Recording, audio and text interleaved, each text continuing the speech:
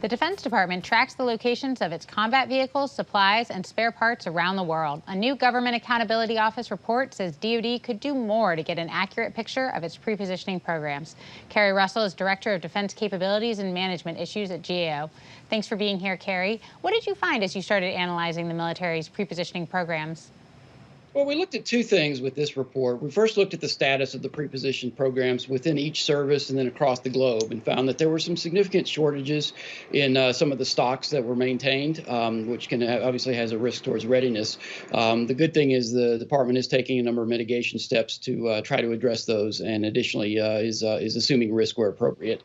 The second area we looked at, which you alluded to earlier, was this need for a joint oversight management approach to look at the individual services and look at them across the entire defense institution. This is something we've been reporting on for years, going back to 2011, making recommendations along those lines. And what we did here is basically looked at the progress the Defense Department is making towards that end, and found that there's great strides being made. They now have a strategy in place, an implementation plan that lays out a really good joint oversight framework.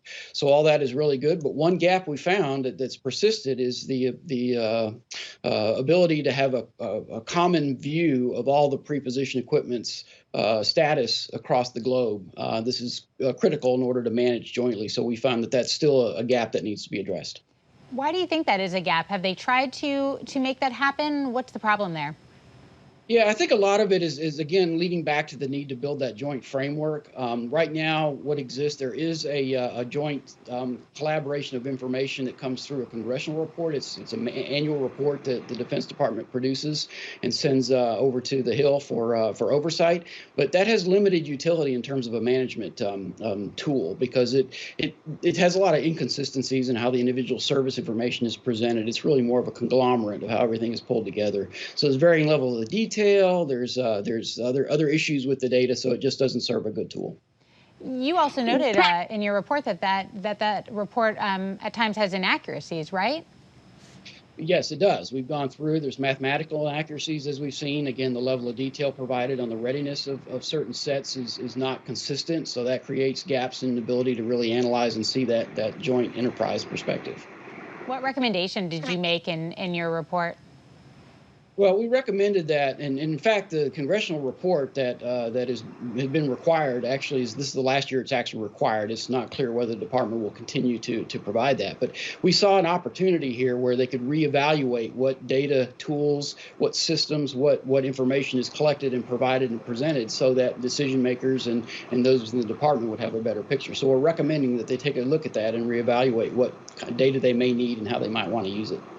Do you think that they need to act differently, or do they actually need maybe a different sort of IT system to support this? I mean, how dramatically different would they need to behave, you think, to have the right tools at hand?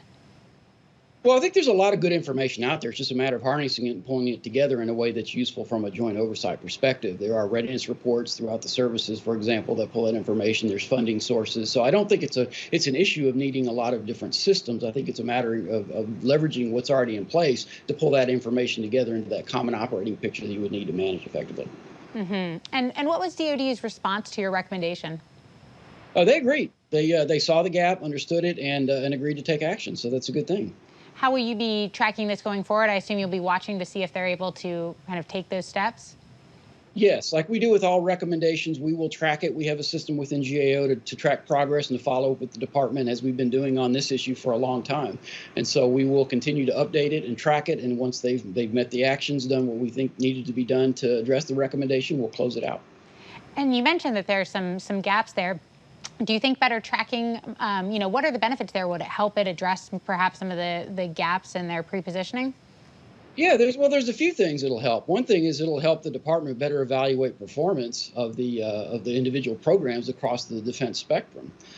Secondly, it provides decision makers with better, more complete, accurate, reliable information in order to base their decisions on prepositioning equipment and programs. And finally, it presents an opportunity to gain efficiencies and to reduce some potential duplication, which can exist in the case of common items like medical supplies and equipment, for example, that might be common to all the services, but yet they're being procured, stocked, managed, inventoried, all separately. And of course, that fragmented approach creates an inherent risk of duplication and inefficiency. So having that information available to manage that can potentially create those efficiencies. And what have you heard from Congress on this issue? Do you think that they're hoping, to reap some of those benefits that you mentioned? Yeah, definitely. I mean, the Congress has been very involved in preposition equipment for years. Since we've been reporting on it, we've been doing a number of reviews based at their direction to look at the status, and particularly to get after the joint management and joint oversight structure. So they're very attuned to it and are following it closely. Thank you so much, Cary. Sure.